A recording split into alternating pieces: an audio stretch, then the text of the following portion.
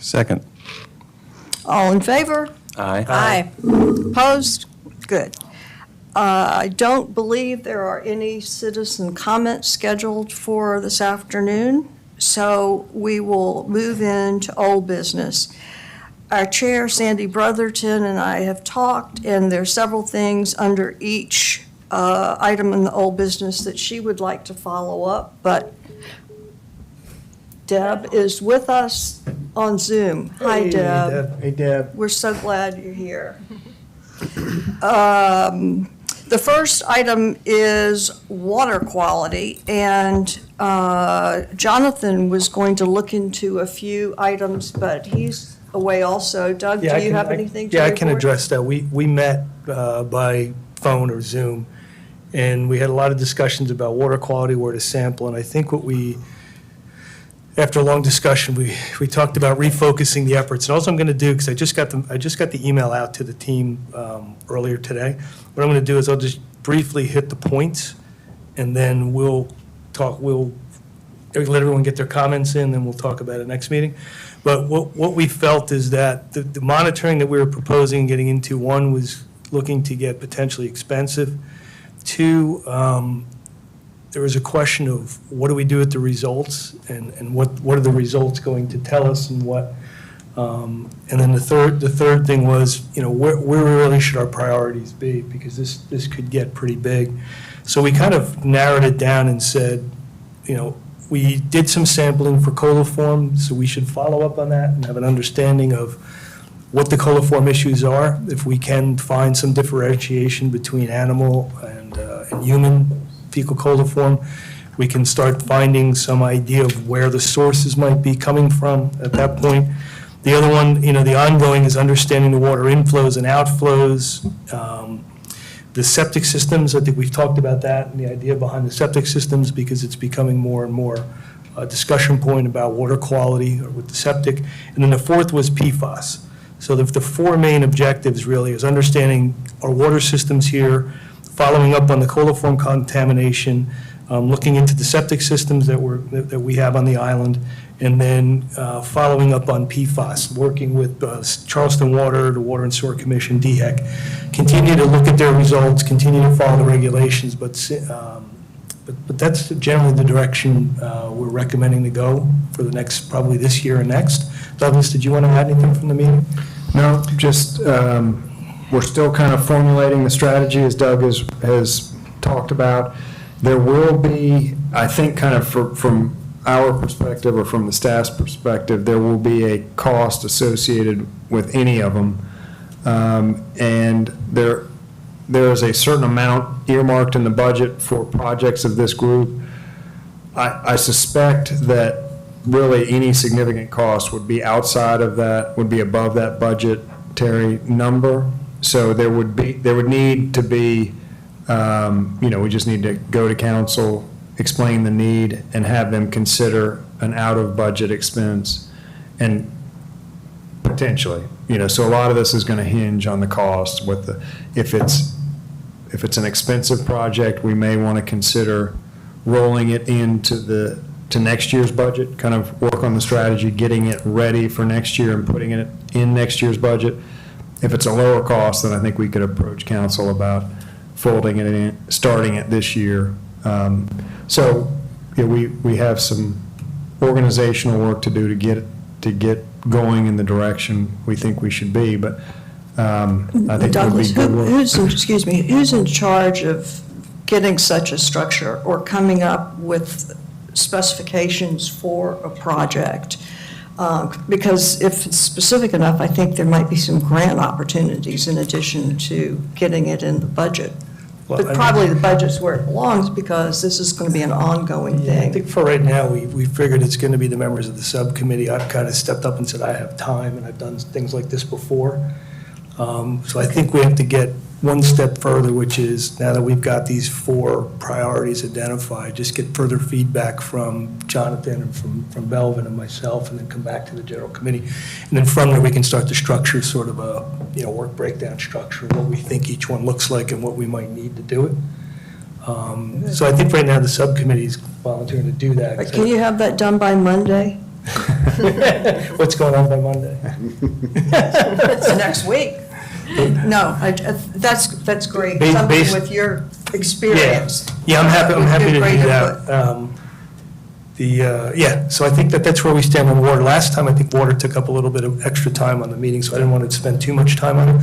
But Belvin, did you have anything to add, because you were on the call as well? No, that sounds accurate to me. Yeah, okay, good. So I think we've identified the priorities, now we want to identify, make sure we're all clear, and then we'll identify action items, and from those, then we can see what we can do, what we're going to need help from either the city, or the water and sewer, or DHEC, or Charleston Water. Or somebody that we outsource. Exactly. We talked about that, too. Correct. When you're talking about getting a structure and getting more details, would that include something we talked about last time, data collection and expanding the sampling? I mean, Yeah. That, Yeah, we- that's still part of what needs to be formulated. Yeah, we did do that, actually. We started to break down the sampling, and that's where we kind of realized this was going to get quite expensive.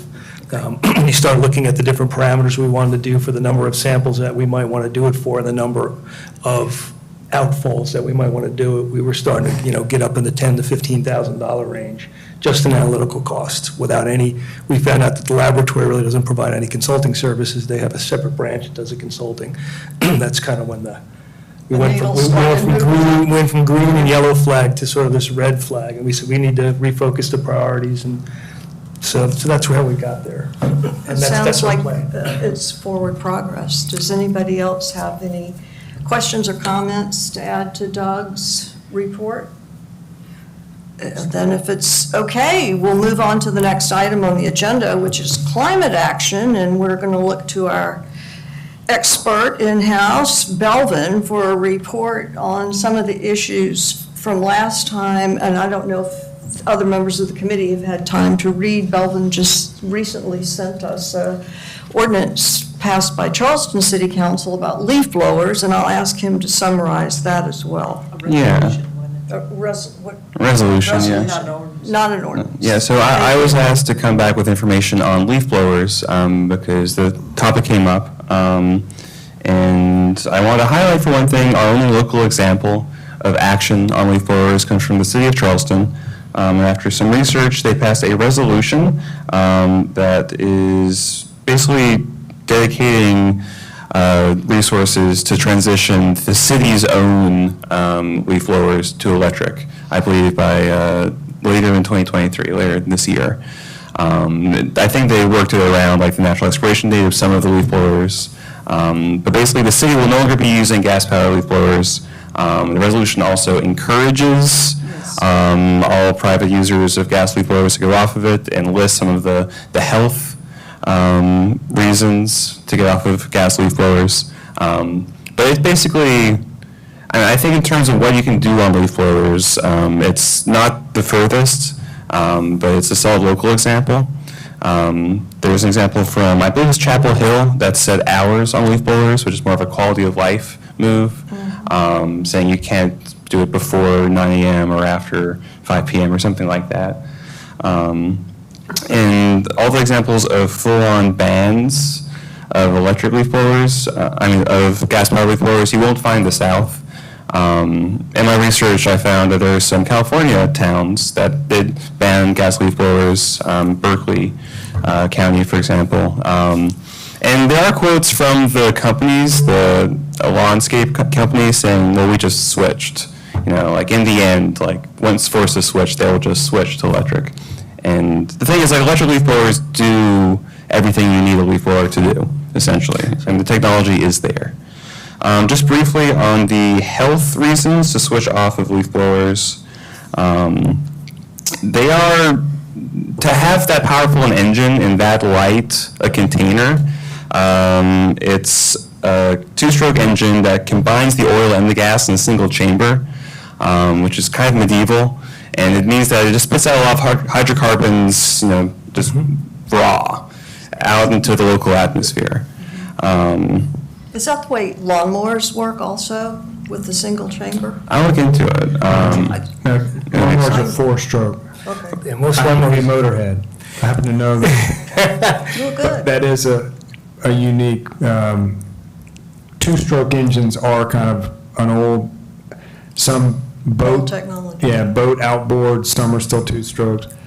They can go on end, so that's the reason leaf blowers are still done that way. They can be kind of run upside down, Okay. where a four-stroke motor can't do that. I think some of the still some of the motocross racing motorcycles Yeah, still use. yeah, those dirt bikes that go kind of upside down and all that, they are still two-stroke. So it's kind of a Is archaic. it, I'm learning things here. I'm not technologically inclined most part, but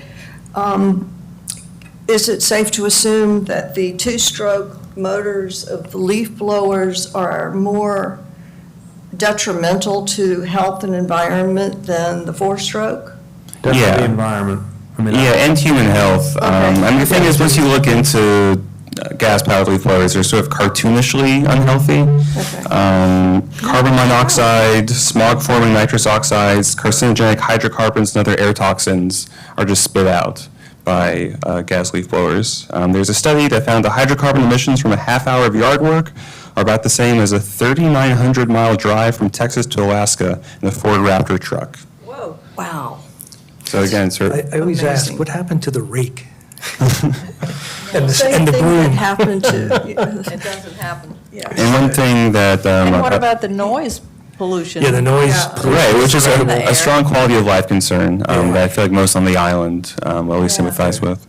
There's also, this is an interesting detail, while I'm telling you details. The max miles per hour of the air blower directly affects how much particulates are resuspended into the air.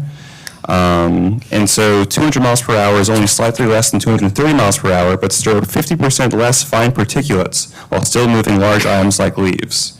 And a lot of electric blowers are at 200 miles per hour as opposed to 230. So just an interesting, like, oh, with this small What you're adjustment. saying is that Not when much. the stream of air coming out at that velocity with that. It's not force, just leaves, it's like all of Yeah. this air and particulates. the that most are of the being thrown particular out. matter you're interested in is the 2.5 and 5 micron. Well, and topsoil, too, is Yeah. damaged, so. Right, and then there's water quality issues, fuel spillage is possible when refueling small engines. This all leads to health challenges, asthma is exacerbated. So all of this sort of adds up, I would say. I think there is a powerful argument. Frankly, I mean, my interest, like political concerns aside, would be like, hey, it would be fantastic if we led the way, got all of the many lawn care companies that work here locally that just have to buy some electric to use on the island and say you can't use gas-powered blowers on the island. I understand that would have political implications. I'm not necessarily saying that we should do that. But from a human health perspective, environmental perspective, it would make sense. What is more straightforward is what the city of Charleston did, which is just saying our governmental folks, the folks who work for us, will transition our blowers from gas to electric. I think that is worthy of a proposal.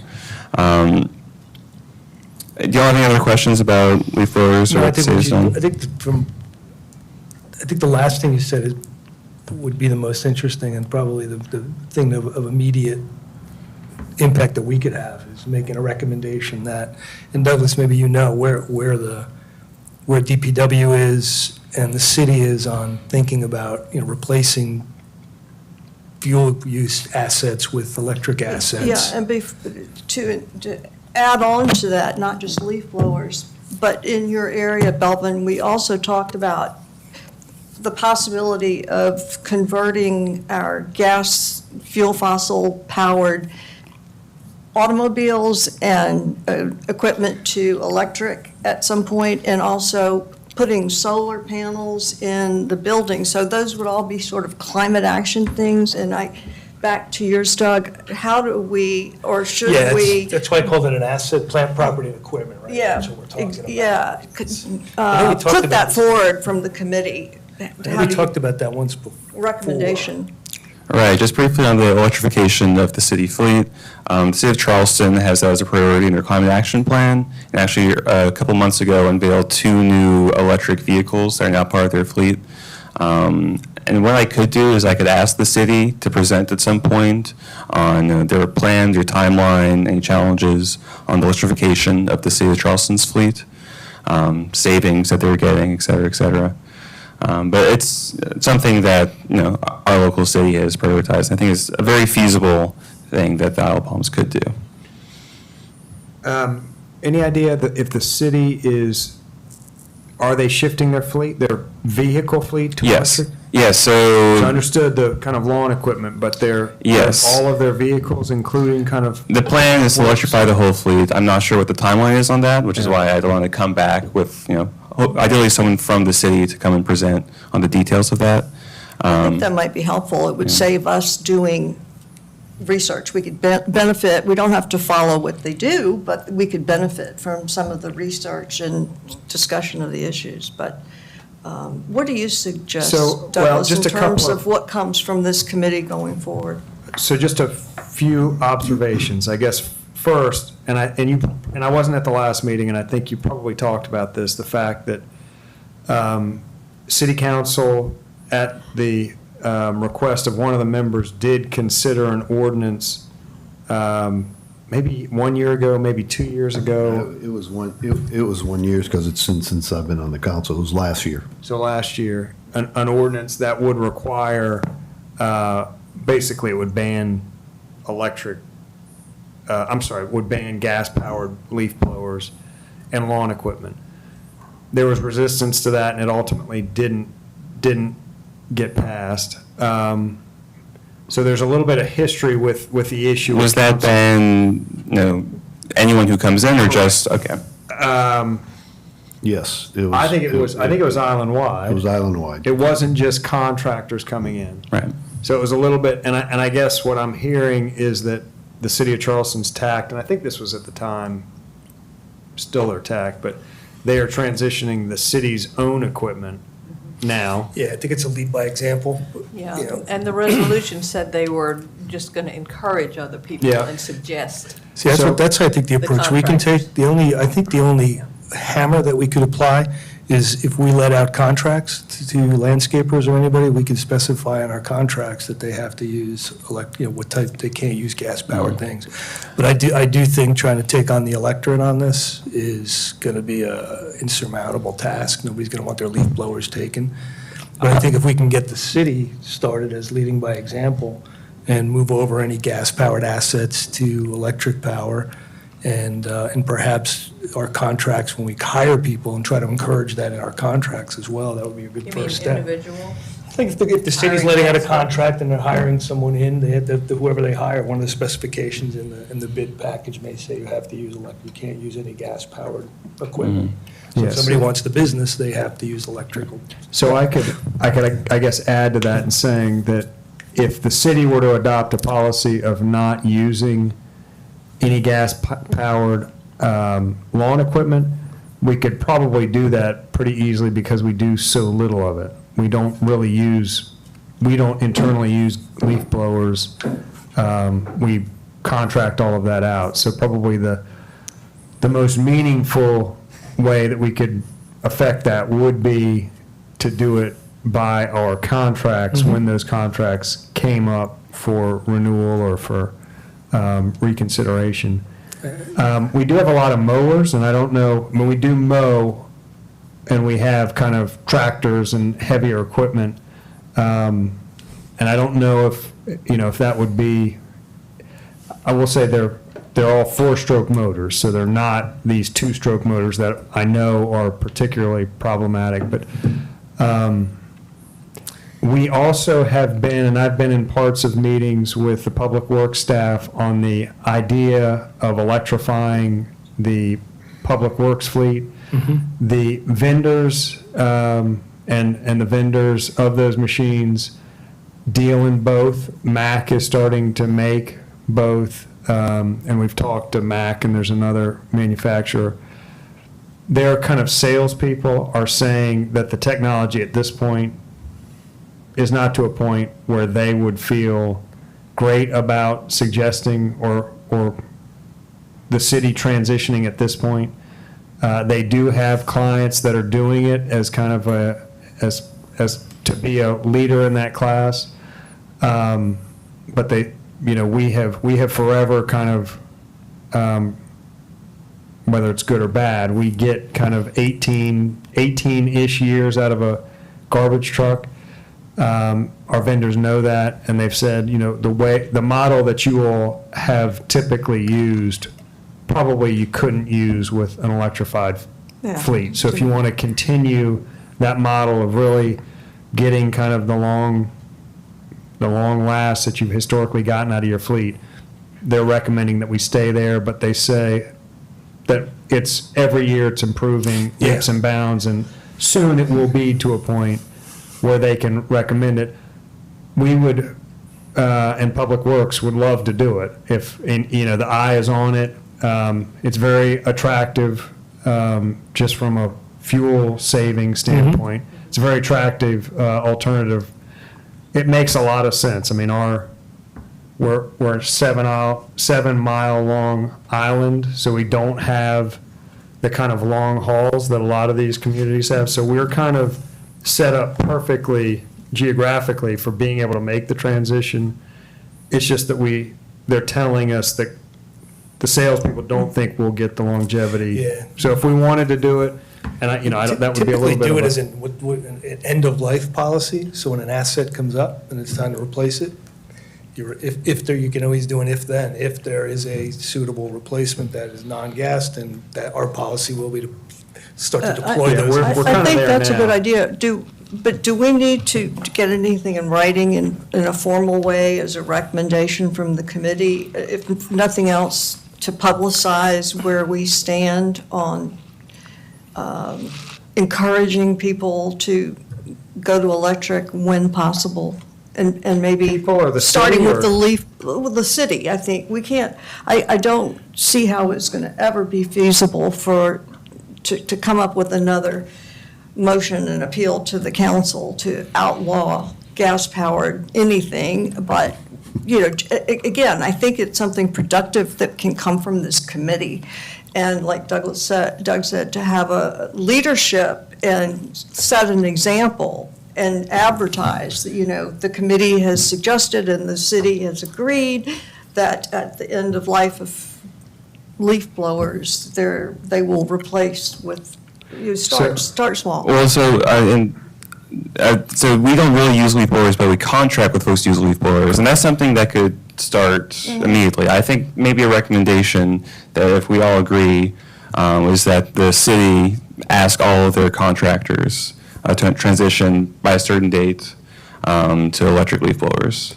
Well, I would just say from a contractual standpoint, we're in the middle of agreements with all of those companies. So Right. So the they're already appropriate drafted. time to do that would be, What are those? and that I don't know off the top of my head. That would be, we could certainly ask, what would the contractual implications be if we made this request of you?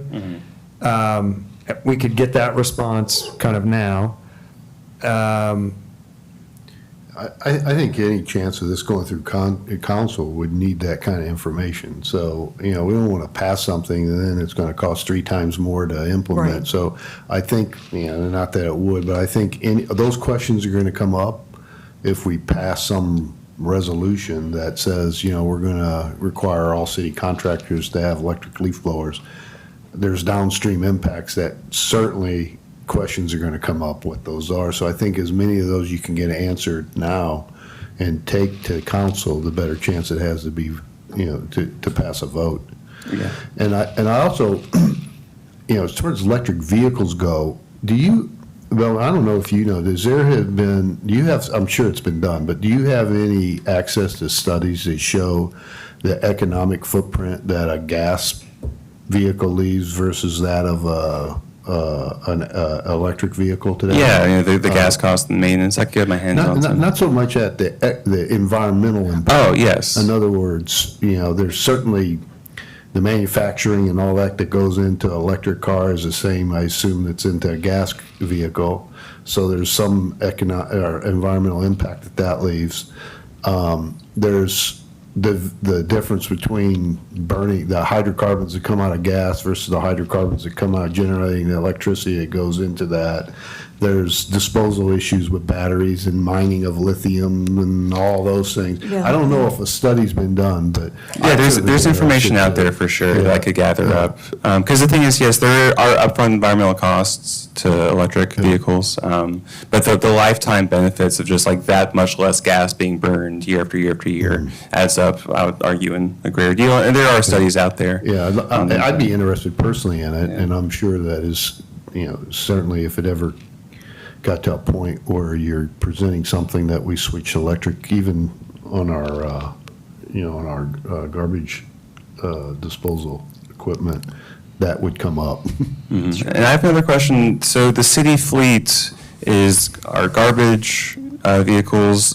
What are vehicles? So the police, A lot of police. cars, fire trucks.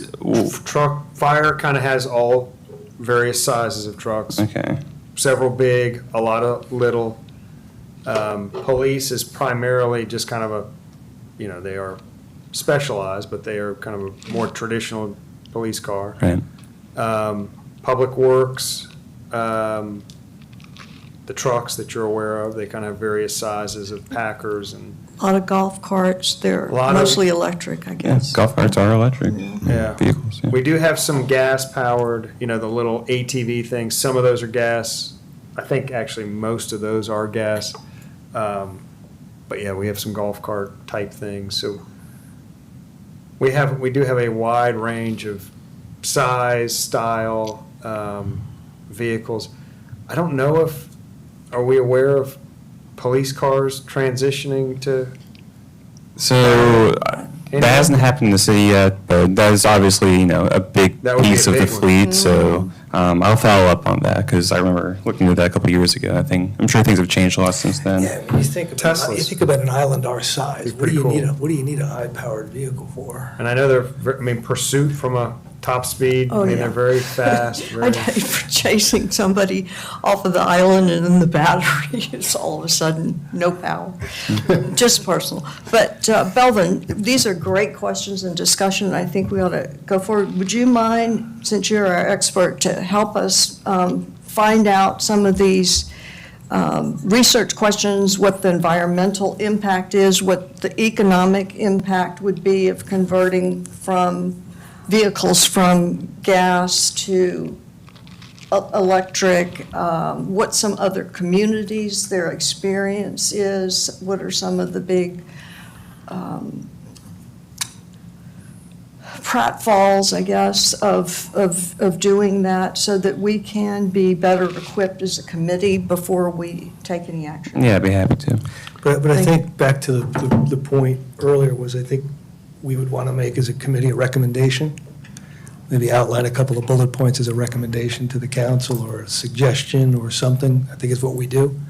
Well, I think from my perspective, you'd need to know, you'd kind of need to have all the background information. Yeah, I'm saying, we would to formulate ultimately say, Yeah. submit a memo or something to the Right. council saying. Your we- recommendation. We would ask you to consider this for these reasons, and here is some of the backup data. Right, that would be goes along with it. that would be the ultimate deliverable from this group. And Belvin, to help that effort, I could at least figure out kind of contractually, if we were to make the request of our current landscape contractors to eliminate all two-stroke engines, what that would do to our existing contract. We'll look at when our existing contract is up. Yeah, that'd be great. And just ask, kind of foreshadowing, if in our future contract, we have this provision in there, what will it do to the cost, going forward? So I can do a little bit of That would be helpful. information gathering on that. And it would at least tell us kind of how plausible it would be to make our contractors not use two-stroke That would be engines. Ironically, I was, a couple of years, 2-3 years ago, I was talking with a company about having a franchise called, it was green grass cutting, essentially. They actually were franchising out businesses where you were using all, low emission or no emission electric. So I think there are contractors out there, and maybe it may not be some of the folks who've had the contract for a long time, if they don't want to electrify, there's others out there that may, so, it might just spur some competition, perhaps. Maybe we can even drive it to a better I contract. think And it's I will really good to say- have the conversation. Yeah, I have done research on the pricing on electric leaf blowers, and it's pretty comparable. It's not like this wild expense, so. Well, it'd be awesome to get the information on. I'll work on those parts on our existing contracts. And just briefly on the potential of solar panels. Yes. So just to recap where we're at, that it's next year that the Well, bill's. it's this year that we're Okay, this- starting the planning. Okay. I think there's $1.2 million in this year's fiscal year budget to begin the process on this building, and we have it in our kind of framework of our request to include analyzing the potential for retrofitting this building as part of that effort. Okay, Super. Well, thank you. Thank you. This Fantastic. is great news and a good start. We've been together, a year, just about a year and a half now. I think we're finally getting good traction, starting to get some movement on these. It takes time with a new committee. Well, it does, But I think- especially when you have no budget, no authority. But we're working on But I it. think we're making some progress. Other than This is that, we're good. doing great.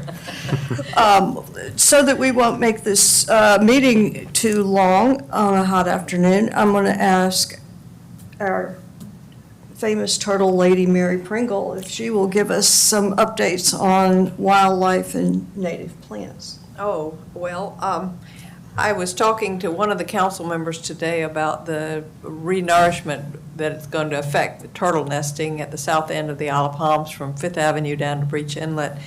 And as a result of that, I sent a letter to council with a copy to the administrators about the turtle team, which will have the task of monitoring the beach every single morning before the contractors can start bringing trucks onto the beach to dump sand in in that critical area. They will give the all clear that there are no turtles nested during the night or currently on the beach. Good. And our concern is that our patrol ends on August 15th, and I know it takes a lot of red tape to get a project like this going, but I just wanted to let council know that it would be so much better for everyone if they could, start this 2 to 3 week project pretty soon. And that was the gist of my letter to them. So I hope that'll help. I sent the letter as the project leader of the turtle team, not of the environmental committee, so I hope it didn't have their name You on it. probably have more power No, I with the don't- turtle team. I have no name, idea. label. Just hoping. Other quick notes, we're at 49 nests this season. We had 57 last year, so we're on track with 2 or 3 more, probably 3 more weeks of nests to exceed what we had in 2022 at 57 nests on both islands. The lease terns, no one has heard from them. I think they're gone for the whole season. We don't know where they went. Nobody knows, maybe up the coast. I hope they found a place to nest, because they do re-nest multiple times during the season if their nests are destroyed and they were flooded out by the heavy rain and storms in the Memorial Day weekend storm that we had that sat here for several days. That's a bummer. That's about, and we want to talk about native plants and grasses. I brought the article that was in the Post and Courier this morning about this man and what he went through with his neighbors. I know the Isle of Palms is not quite like some other places where there are huge lots where you can have meadows of wildflowers and things like that. And it does look kind of weedy on my yard right now. I have my meadow in the backyard, so I don't get fussed at too much by the city. The only grass we have to mow is the city's right-of-way, which we have to take care of, so we have a weed eater for that. But we try to keep, I don't know what the answer is for the Isle of Palms. I think to educate people about, okay, this is a good native plant to have. But as far as getting that man's kind of yard on the Isle of Palms, I don't really see that happening too Well, much. I mean, we have Kiowa as an example. Well, yeah. We looked last time at how Kiowa, I forget the name, but there's this sort of authentication service where the city or town will drop this little plaque if you have a certain amount of native plants in your yard. And there's sort of a culture of having native plants in the yard, not just a monoculture grass lawn. And you can curate native plants and things that we see as weedy, if they're arranged in a pleasing way or just like have divisions. There are all sorts of gardening conventions that make native plants beautiful. Well, we've talked, I think, at our last meeting, actually, about educating and having even a information session, maybe at the rec center, or having Well- a place at the rec center that would educate people about what native plants work and what we would suggest, what's good for soil retention, what's good for butterflies, what's good to maybe abate mosquitoes. A native plant garden at the rec center, I think, would be lovely. And appeal Yeah. to them that native plants don't need to be watered every single day or every other day. Like, That's it why they're saves native. a lot of irrigation Mm-hmm. expense. Now, what would be the process, Douglas, and Deb, please, I know this is one of your areas of interest too, so please speak up if you need to. What would be our process? I mean, we've agreed this would be great to educate and to illustrate and perhaps even sell native plants. Who would do that? So from Would my that be the rec perspective, center that we would talk to about doing that, or? so from my perspective, if an initiative like this, and if you put your kind of rec center employee hat on, if you were to dump this in their lap, they would have no clue, as I don't, who to go to, who's the authority, who would be interested in it. I think where this committee could be probably most effective is in kind of doing that legwork of identifying, similar to what was done with the composting. Here's the person, here's the program, they hold the classes, they schedule it, they make it happen. That's a good idea. So, Well, And it other seems like people. it would be a good fit for our very active garden club. I don't know whether they're too busy or is there a group? organized I mean, do we enough to know do of that, a- but they surely understand a lot There's- more about the plans. A person who has a local business called Planted that designs and implements native plant gardens and lawns. Planted? PLA and plant apostrophe D. Okay. So would they be They'd be open interested to in it. kind of doing a? I interviewed her for my magazine, and she said that she's done some work like that. It's been a while. But she did some municipal work a while back. So I think the rec center would be obviously, A good they would be a venue, good yeah. venue. They obviously would provide the space. They would welcome when it comes to kind of getting the facility ready and available, they're well-equipped to do that, well-staffed to do that. The hard part is identifying the person, the course, and putting that kind of course together again. kind So of as the- one of my questions is what sort of budget could we potentially allocate? Because I want to reach out to Al Mason with Planted, and so far as she could do it, but I'm not sure what sort of. What's her name again? Al Mason. Al Mason. Yeah. So Belvin, and we may be talking about a couple different things. Are we talking about installing because that would be a little bit harder, but not that it would be insurmountable to actually install, because they do have grounds maintenance people and routines and kind of contracts. And so I think installing a native garden would be one kind of echelon of challenge. Yes. Much lower bar, and could be done like immediately, would be seminar, classes, that type of thing. So I've are we talking about attended both. Talking about both, because I've attended a seminar where Al Mason spoke, and Charlene Johnson, who has a native plant it's a business called Native Plants for the People, where she sells native plants. They both spoke, and it was a very good event. It was very educational. It was put on by a local nonprofit, the Marsh Project. We could ask them to do that on the island, and I think that would be a much easier lift. I agree. And then if we are serious about pursuing some sort of native plant garden or installation at the rec center, I think Al would be a great person to start with in terms of someone who could come in and have expertise. So how would you all feel about not to pivot away from the rec center for any particular reason, but the idea of, and because we've talked about this internally, the triangular parcel that is at the corner of Palm Boulevard and Seventh, I yeah. believe, that is now owned by the Water and Sewer Commission. They have kind of talked about, they are ultimately going to put a pump station in one corner of that, but they've kind of talked about, you know, a passive park, something. That would be fantastic. I was going to say, again, Something there. this is another case if we can do a lead by example somewhere, and people could go to it and say, and see it as an example, that would Is be it kind of a fantastic. maintenance, close to maintenance free, or is it a thing where you, You have to get the plants established, And and then then they it- can take care of they themselves. kind of take care of themselves Yeah. to some I mean, degree? The first few weeks, To a they greater might need degree. some water. And I think it And this depends on operation would what you tend to plant. them potentially? Or- Yeah, potentially. And we could find out more about like what maintenance would be required ongoing. So maybe an inquiry with Planted about what would it take to do a seminar, it's kind of one lift.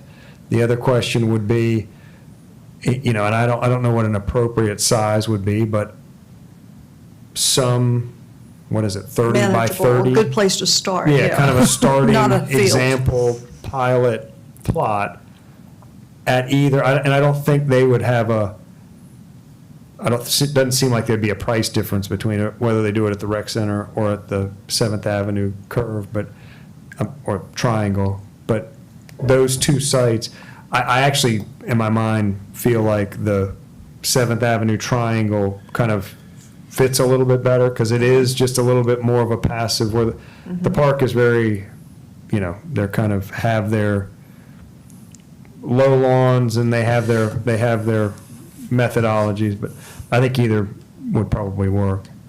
Well, I think it's a good idea. I think, Belvin, maybe your to-do list is long tonight, but you do have the contacts. And I really like the idea of having a commercial business come in, because they're motivated Yeah. to share their information and. It and worked so well with forth. the, And as Douglas said, it worked well. Yeah. It worked well with the composting, with the glass. I mean, have a vendor come in, they're economically motivated. Yeah. And And we can then form maybe a when- partnership, great. when And we we get can it always do a pilot program like we've done going- with the others. Educate, and then I would like to loop in the garden club, in case there's any, you know, Interesting. interest. That in- would be the Because I natural always fit. notice wherever the connector is, when I come back onto the island, you know, the little space that they have and they maintain, so.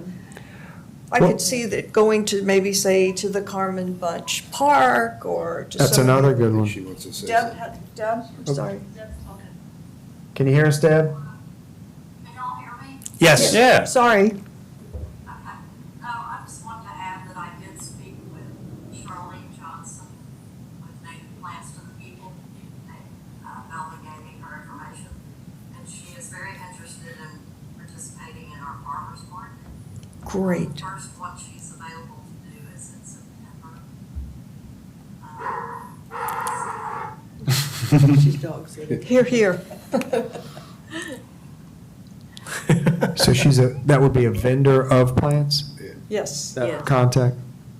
Yes, so she and I suggested, I told her we were just gonna talk these stages, but that we might be able to get the vendor fee waived if she came to the farmer's market, and so I'm trying to speak to her about that. The vendor fee? Yeah, there is a vendor's list, kind of an approved vendor's list and a vendor's fee. But Deb, if you give her my point of contact, I can direct her to getting on that list. And I also reached out to another business, Roots and Shoots, in West Ashley. They deal exclusively, I think, in native plants. And I haven't gotten a response from them yet. I think that's the one. They sell native plants, and I think they work with Al Mason. Show up the island and interested. Douglas, I like the Almond Seventh idea as well, and trying to be really great. I thought the beach company owned it. Sold They to bought us. it. Isle of Palms Water and Sewer bought it. So glad. We have been talking kind of just internally, the staff, about a community garden there. Nice. the point was I made know that where you we can all get some have. compost. Yeah. For the that we- garden. That, I guess those community gardens do well in places where yards are tiny, city of Charleston or, so we didn't know if that would be an embraced idea or. I think that's a great idea. And I think there is a similar contractor, seems like, and we may have even talked with her, that kind of established them, built them, did a little bit of routine maintenance to be sure they're kind of kept tidy. And, we just have to keep in mind on the 7th Avenue Triangle, we would have the added, at the rec center, we would have a process. At the 7th Avenue Triangle, we'd also have a process that would be an external process with the Water and Sewer Commission. But Sure. they have frequently just kind of said, we're not in the business of parks, or, Yeah. so they kind of have indicated they would lean on the city for guidance on what they could do there. That's- I really like that location. I remember back in the 80s, the garden club had a Purple Martin house there that was very popular when we were just starting our Purple Martin colony, which we've had for 35 years now. Oh, wow. We banded them today. It was great. Yeah. Wow.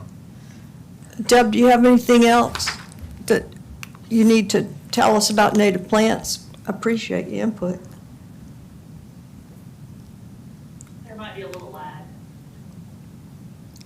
I don't know if she heard. Did you hear me, Deb? Oh, I'm sorry, that was for me. I heard Doug. Sorry. You know, we talked about maybe asking the city next board to, as much as practical, commit to using native plants or the plantings in the city limits. How would we? I had a hard time hearing. So she's saying that kind of similar to the gas-powered equipment, asked that the city try to transition our landscaping to native plants. Okay. And we could potentially just get a lot from the Kiowa folks in terms of, they have a list, I'm sure, if they do that, and my assumption is they do that, we could get the list of native plants that they use and sort of like have a lot of that work done for us. Again, I like the idea of getting other people's approved research and not starting all over again. So would you be able to do that, Douglas? Yes, 'Cause you've got and the- so, Yeah, I should be meeting with, I think, one of the folks involved with the Kiowa environmental side of things in the coming weeks. I can ask about. Great. Add that to your list. yeah. And I think Matt he's personal point of contact with. Yeah, is it Lee Bundrick? It's actually not Lee. I Okay. know Lee. Yeah, I emailed him today. I haven't heard back yet. Nice. Kind of about that West Ashley ordinance, that conflict with their native planting. But yeah, I'm happy to reach out to him. Yeah, that too. Thank you. So I will just add on to the article and to Mary's point. I do think that if that, and I don't know that we ever circulated the article with the photos of the yard, but it It's did on make, today's paper, Post and Courier, it's on the front page today, okay. today's edition. So that photo kind of made the light bulb in my head go off, in that I do think that yard on the Isle of Palms would kind of run afoul of our current ordinances and probably start a similar process to what's described in that article with our livability officers. Matt was going to talk to Lee specifically about how Kiowa deals, because they're clearly into the aesthetics of those yards and on Kiowa. They're also obviously very into, I think the program's called Naturally Kiowa. So they kind of are dealing with both, and somehow they're merging the two together in a good program. So that was what Matt was going to That'd be talk to great him about. information. Is it, our ordinance, our current ordinance says, it basically says any unsightly growth. And the way that traditionally has been enforced is if residents see it or neighbors see it as unsightly, they call the livability department. They will generally go out and say, this is unsightly, you need to cut it back. I think if there was an arrangement, just thinking through how it must be handled in Kiowa, I don't know this, but if it's arranged and it looks intentional, I feel like that would certainly pass muster as not being unsightly. But I don't know. I mean, in the photos, it is clearly kind of a wilder aesthetic. And I could see how a neighbor might look at it and say, that's unsightly. It doesn't appear intentional. So hopefully Kiowa can give us some guidance Yeah, on I how to kind of balance, let it be known to the neighbors, this is intentional. I don't know. I mean, I guess the fact that it's intentional makes all the difference. Which is a bit ironic, if you're talking about natural plantings and native plants, and then superimpose a It has to be human design intentional. on it. Right. Yeah. That's It's a the little balance that I don't know how Kiowa does. And believe that. it or not, it's very labor intensive. I mean, we have to weed all the time because undesirable plants come up among the native plants, and you're always out there digging. Some plants have to be dug up by the roots, and some of them you can just pull up. But there's a lot of work that goes on with that kind of landscape, and I try to keep the front part looking neat More without. traditional Yeah, a kind little of- more. And they're not all native plants, but they are plants that birds and butterflies Well, aren't those benefit weeds from. that are coming up, they're not native? No, a lot of them are not native. They're not. A lot of They're weeds are spread all invasive. around. They blow in. And they're things that you don't want in You your don't yard, want- So maybe like that's dollarweed and maybe that's the henbit. way to, Yeah. and I don't know if the It's- West it's- actually- It's hard. It's a delicate balance. yeah. There are a lot of Asian plants that have taken hold in the Low Country that you just like see around all the time. They're actually Yeah. invasive, not very helpful to local flora and fauna, et cetera. Well, That's I think right. it would be great to get some direction and guidance from people that have already addressed other Yeah. islands, Kiowa in particular, Yeah. since it's I known think for they're its doing a good conservancy. job. That would be wonderful. If I will, there's- I will ask Donnie and Robert, who are they are the staff members with the city that oversee the city's landscaping. I'll ask them about, and they both happen to be kind of prior landscape contractors, so they're familiar with landscaping. I'll ask them about how far off are we? Do we have, and what would it take to kind of evolve the landscaping of the city into a more native planting? And I'll just get their reactions. I'll report back on that. That'd be great. Good. That would be great. I think that's something we can do. Deb Deb? Fairs? She said great There's- start, thank you. Oh, okay. Sorry, I'm hard of hearing in best of circumstances. I'd like to move on to report on litter, if that works for everybody. The litter subgroup has met and discussed, and one of the contemporary issues that has come up derived from our recent 4th of July golf cart parade. And as many parades are accustomed to doing, a lot of candy is occasionally thrown from the golf carts, just thrown in general. And Susan Hill Smith, I think, gave some input about this issue as well, and a lot of the candy melts and is messy, and I didn't realize it was an issue or a problem, but apparently it has become one for other events too. And as Sandy and I discussed it further, we were wondering if maybe we should address any projectiles coming off of the golf cart, streamers or soaker guns or, What's wrong with the soaker guns? That's the main thing they do now. The people in the houses are out there with hoses, and it was so hot, the little kids were jumping up and down saying, spray me, spray Well, me. And the people in the golf carts were shooting their water guns at the people in the houses, and the people in the houses were spraying them with the, and I thought that was kind of nice on a as long as they're not 95 squirting degree it at day. me, I don't mind. Was the But parade a city? But I agree, when they're throwing stuff that's going to stay and melt and litter, that's a different whole And I think, story. is it the, who's in charge of the golf cart parade? The rec center? No, it's not a city event. That's what I was going to ask. If it's- Somebody is it- should have some guidelines, it's- I think. They tell you not. where to line up and I don't know who to who's in participate, charge of but So we Who's they? we provide kind of, People on Charleston police- Boulevard, but not anymore. yeah, we provide service to it, but it's not a city event. we actually did hear some feedback too about water balloons, hurting people. There were, it did create some kind of stir about should the city take more ownership of it, but it has always and traditionally, it has been just a resident started and initiated event.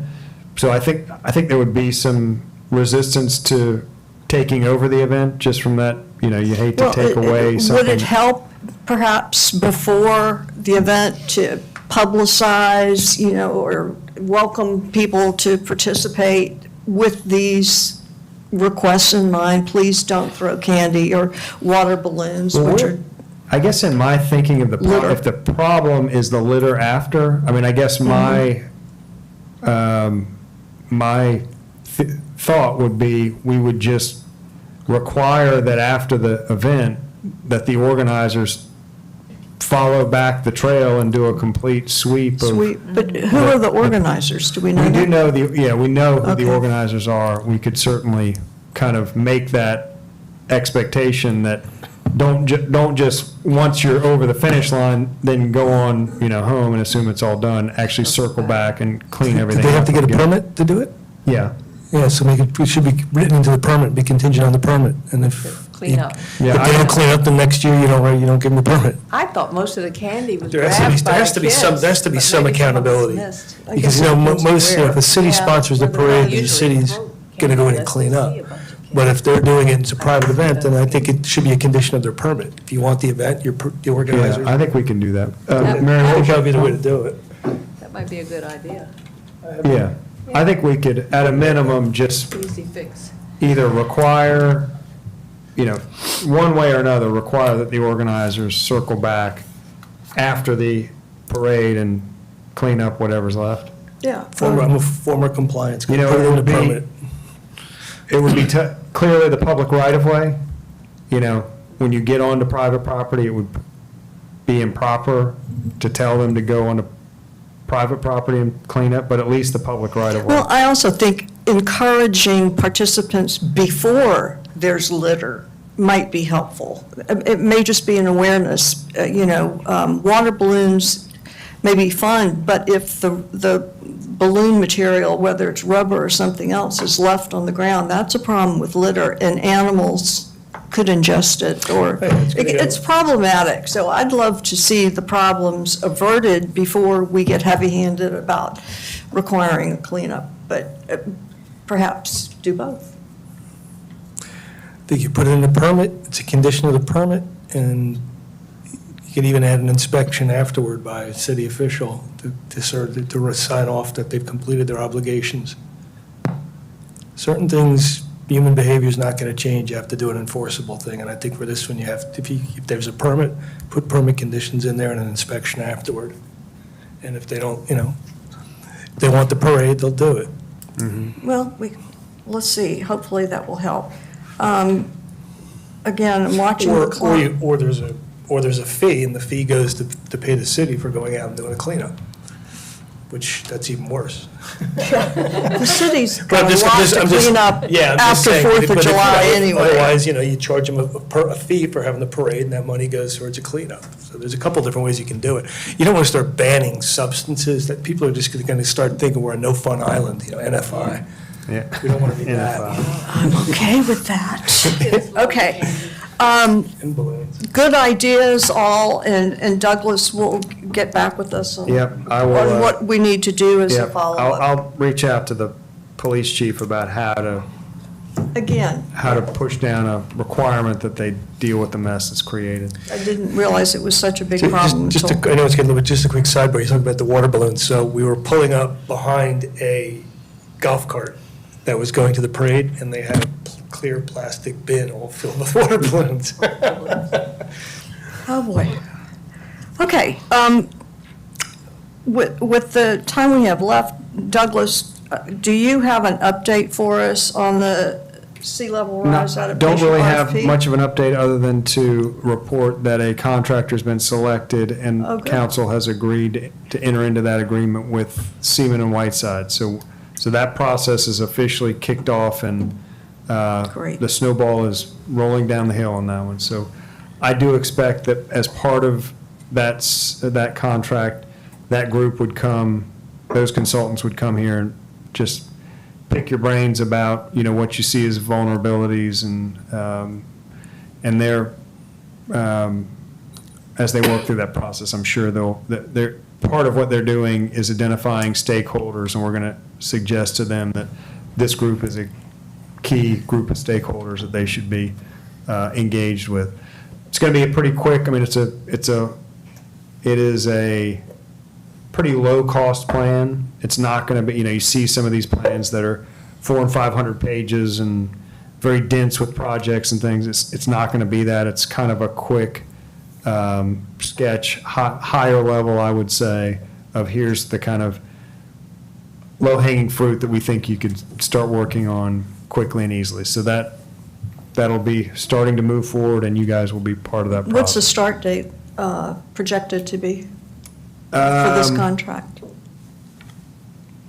I don't know. I don't know the actual, I would say that I don't know.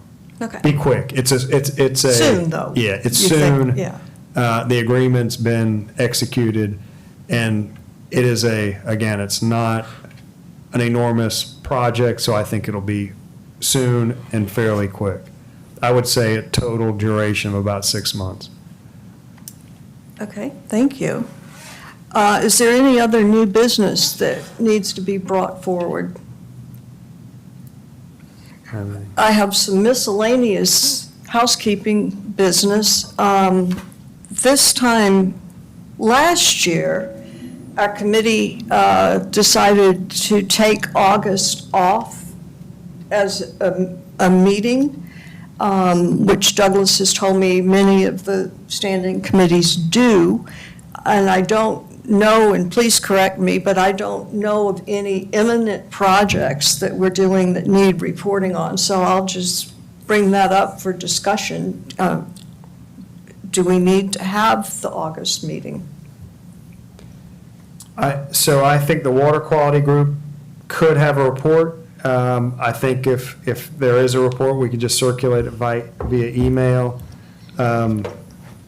The others are just kind of updates. I don't see why we couldn't, as things roll into us, we could just forward it to you all. Yeah. So I don't see a comparison. I'm in town. I know I'll be here, but if the rest of the committee wants to skip August, I'm okay with that. We just, to Douglas's point, I think the water committee owes the larger committee, the subcommittee owes the larger committee some final action, so we can work that offline. Yeah, I would say all of the to-dos I picked up, 2 months is fine. They're coming back in 2 Yeah, months. and The only several one that things. potentially I want to move sooner on is the native plants, just because of the timing. The ideal timing for planting native plants is, my understanding, in the fall. Fall. So, if there's something that needs to be, if it takes a couple months to get everything in Well, place. That and the climate, if there are any contracts and there's a general consensus that they can put the electrical stuff into the contracts. But that's the only other thing that could be. Right, short. so, if we're fine with it as a community sort of just happening, like, I'm connecting with Douglas, on, getting, if we're talking with Al about doing something either at the 7th Ave Triangle or the Rec Center, we're just sort of keeping that running behind the scenes. Yeah, So- if you could give us updates on, because you've got several things on your list, just give us email updates. Yeah. That would work Madam unless we Acting need to Chairman, I would like make. to bring a motion to the committee that we skip the August meeting with the note that we will continue to work offline on our action items and share it to be email, any items that we need to work on together, and we resume again in September. Is there a second? I'd second. All in favor? Aye. Aye. Opposed? Good. And perhaps the September meeting, which I don't know the date, you may have it right in front of you, Douglas, would be a good time to devote to native plants and have somebody come in and talk to us at that September meeting. Yeah, I would think that we would have kind of a goal of talking about a seminar would be kind of project one, and then project two would be a discussion about where and what would it cost to do kind of a pilot plot. I don't know what you'd call that. Sure. So those would be kind of what I've written down as goals for that meeting, to have those ready for the group to consider and we'll look at money available under our budget and that type of stuff. That's terrific. And before we adjourn, and I love these meetings, I learn so much, I think everybody adds so much. And so I don't mind coming to an August meeting, but I do want to say thank you to the staff that supports us, Amy and Nicole and Matt, John, and of course Douglas. And I don't think you would object to having August off from I'm supporting fine our with committee, that. right? Thank you, Linda. Okay. Suits me fine. Okay, One less good. meeting is Well, we welcome. do value and So I'd like to appreciate make a you. motion, we have 4 meetings in September. Don't do it, Doug. Okay, is there a motion to adjourn? I'll make a motion to adjourn. I'll second that. All in favor? Aye. Goodbye, thank you, good work. Woo-hoo.